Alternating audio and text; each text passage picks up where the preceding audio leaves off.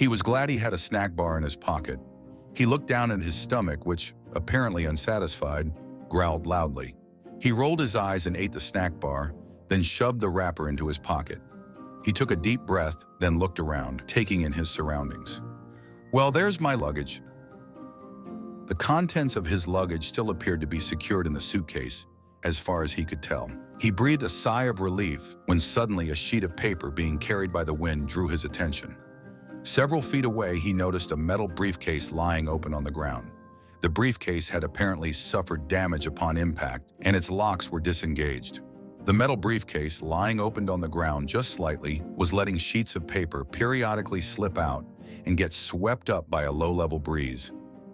The man, unfamiliar with what looked like a highly secured piece of luggage, now watched as the occasional sheet of paper slipped out and soared gracefully past him with the breeze.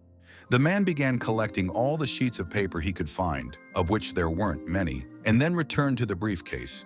He used his foot to shut the metal briefcase, then looked around. Trees surrounded him and reached toward the sky, with colors more vivid than he was used to, the tops towering over him as high up as he could see. He took a moment to observe the landscape surrounding him, noticing the grass was greener than he was used to.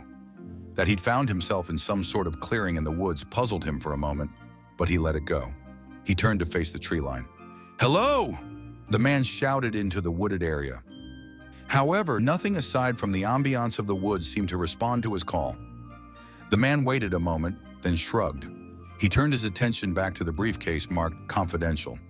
He took a few steps forward, the scattered sheets of paper he had collected clasped firmly in his grasp.